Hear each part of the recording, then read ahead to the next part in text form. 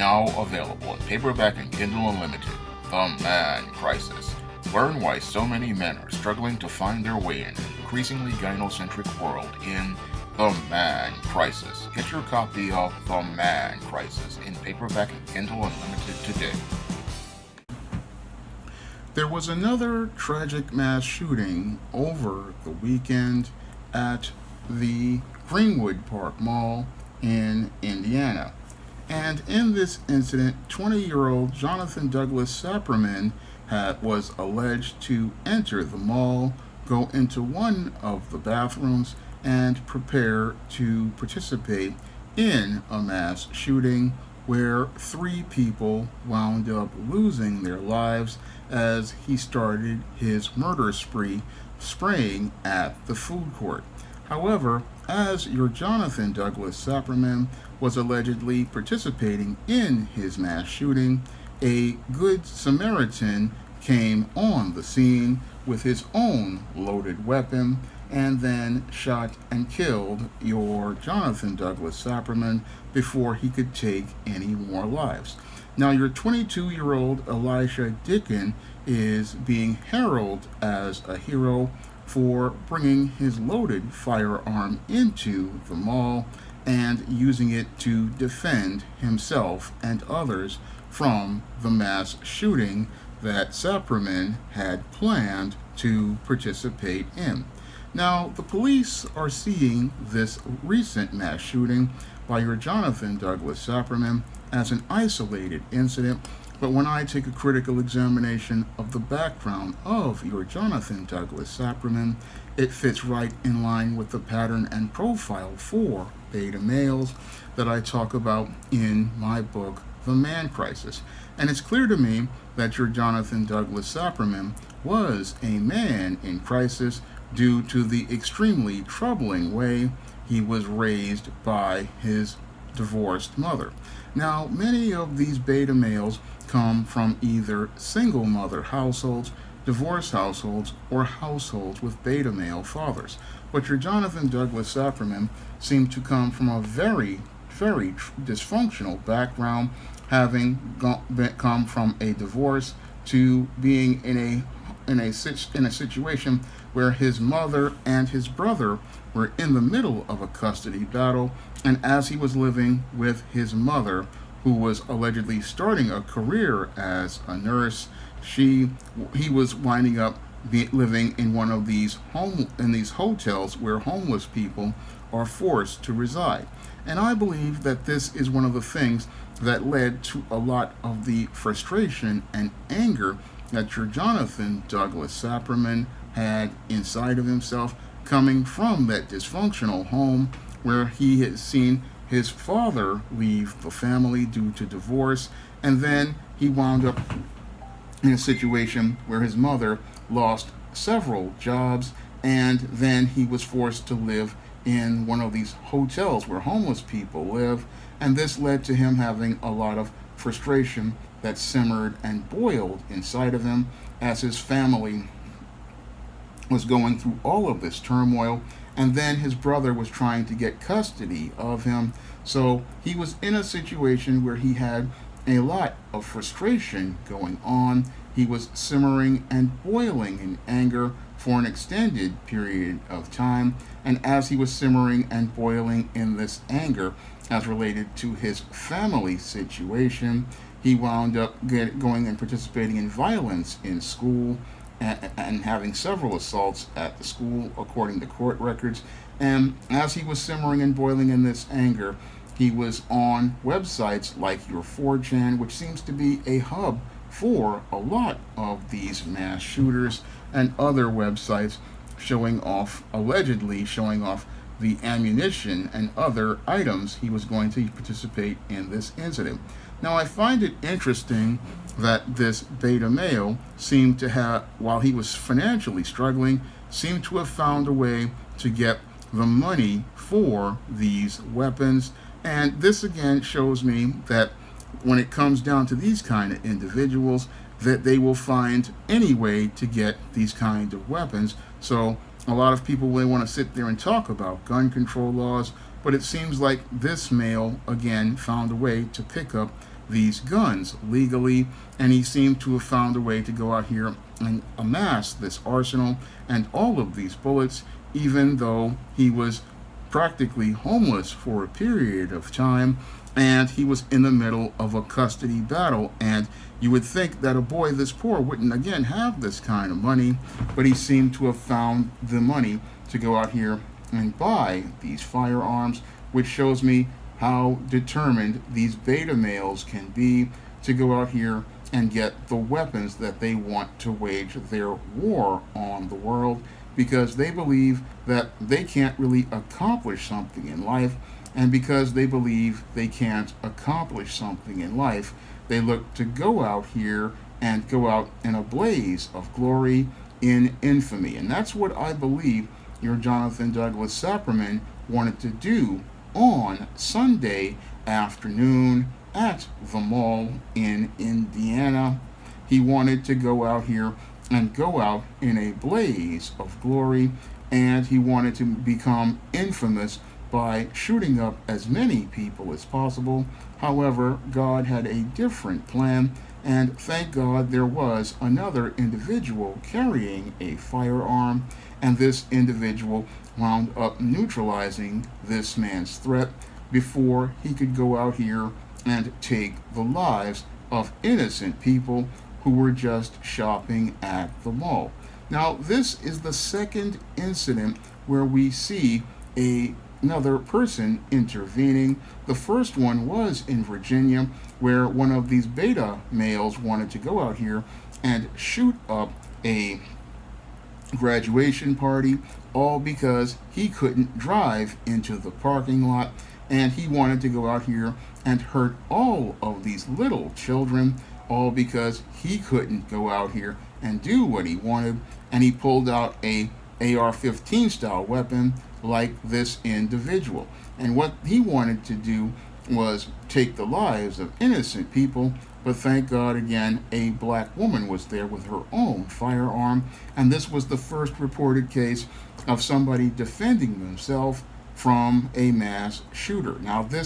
if this trend continues to go on, I believe it could have a major impact on many of your beta male mass shooters, because many of your beta male mass shooters, they want to go to places where they believe that there is nobody there to defend themselves, and there's no way for people to fight back. But if they start seeing people fighting back, this may make many beta males go out here and put on pause. It may make them put pause because they want to go out here and they want to go out in infamy, and they want to take out as many people as possible. And the only way they can do that is if they feel people are defenseless and powerless. And when they see people carrying their own firearms, this may be one of the things that may give pause to many of these beta males and make them rethink going out here and trying to attack someone else,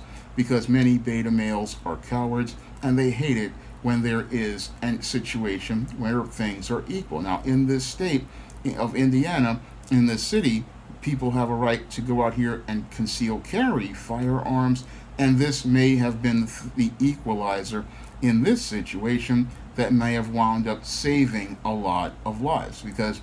sadly, while 3 people lost their lives, this individual planned on taking many more, but he was stopped from taking those lives because those people in Indiana had their Second Amendment rights, and because one of the individuals there actively used his Second Amendment right to bear arms, he wound up stopping an individual from doing harm to others in America and taking their lives as related to an attempt at a mass shooting. Now, I had said that these whole mass shootings were going to get worse, and we were going to see an increase in frequency, and we're seeing that. And what's even worse is what's happening is many of these shooters seem to be getting younger. Now, these shooters getting younger, I believe, is a part of what many call the Rittenhouse effect, because many of these mass shooters saw your Kyle Rittenhouse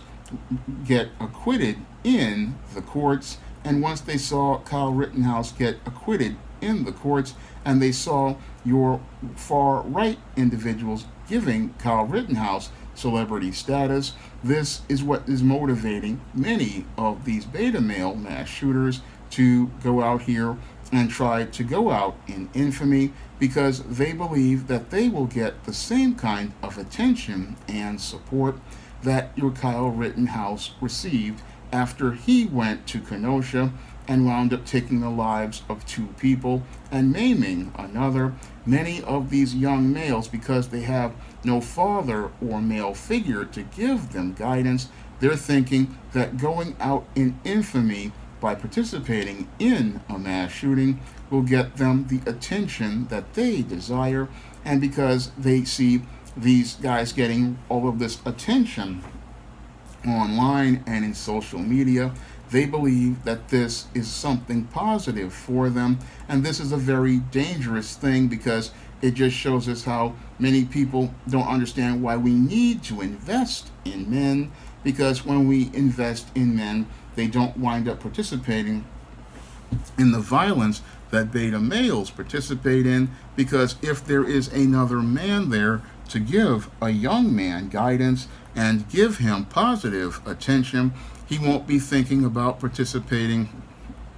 in a mass shooting and taking the lives of innocent people, and believing that going out in infamy is the best way to solve their problems. This is something that happens when there is no man to give a boy guidance, no man there to teach a boy how to navigate and survive in the world. And because these boys are not taught how to navigate and survive in the world, they get frustrated, they get angry, and they want to lash out at the world by participating in the kind of violence like this male wanted to participate in, because they don't know how to function in the world. They don't know how to navigate the world. And what's really scary about this situation is that, again, we have 100 million to 150 million of these kind of males out here, and due to the lockdowns, these males are turning into landmines, and these landmines are blowing up all over the country. But it seems like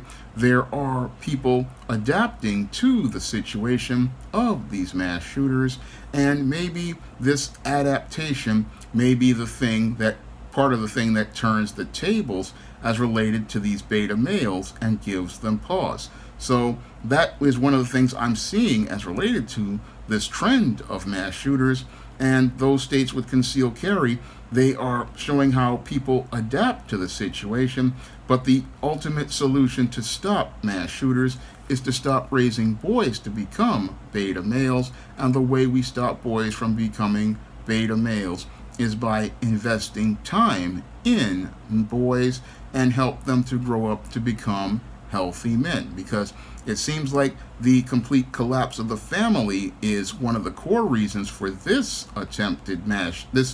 shooting. This individual, he was in an extremely dysfunctional family situation, and this dysfunctional family situation, I believe, was one of the motives for him to go out here and participate in this murder. And it seems like there seems to be a pattern emerging as related to these young killers. They come from dysfunctional homes, 1. 2, they seem to use the internet as a place to vent their anger and frustration. And they also use the internet as a place to participate in their plans. So there's a pattern emerging as related to these beta males, but it seems like no one in government or business wants to take the time to look at that pattern. No, they love to deflect to the gun control debate, but the problem isn't guns, because clearly the man who had the concealed weapon to take out the mass shooter, he was showing us that the gun isn't the problem.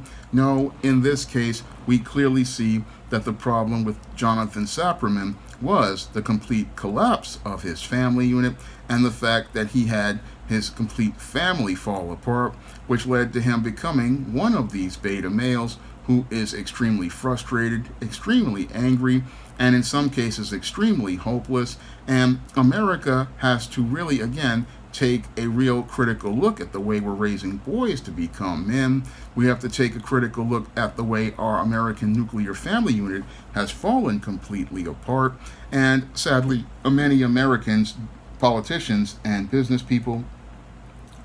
don't want to take that look because many people don't want to hold American females accountable for the way we have been raising boys to become men. Many in big business don't want to change our crazy work schedules so that we can have time to give boys and invest time in boys and helping them develop to become healthy men. And many in our government don't want to change policies because to change policies means we have to really take a hard look at how our policies, especially those that were created by leftists, did damage to many of America's boys and helped them grow up to become dysfunctional men. We've had 60 years of extremely bad policies that have bred all of these beta males, and this is why we're seeing an increase in frequency in this kind of violence because of the way we've been raising boys to become men. We have had no real fathers in the home, and without fathers in the home,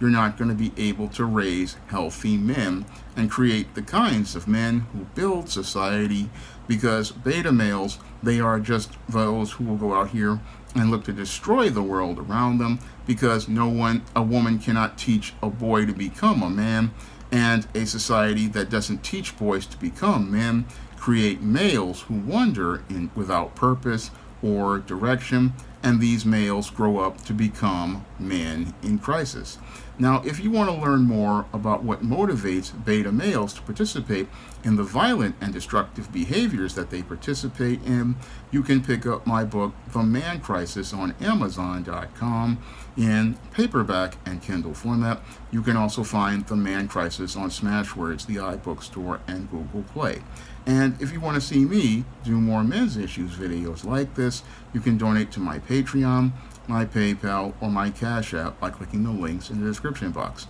That's all I have to say for this video. You can comment, rate, and subscribe. Now available in paperback and Kindle, Stop Simping in Cyberspace. Learn how to avoid predatory females like Instagram models and e-girls in their virtual con games with Stop Simping in Cyberspace. Get your copy of Stop Simping in Cyberspace in paperback and Kindle today.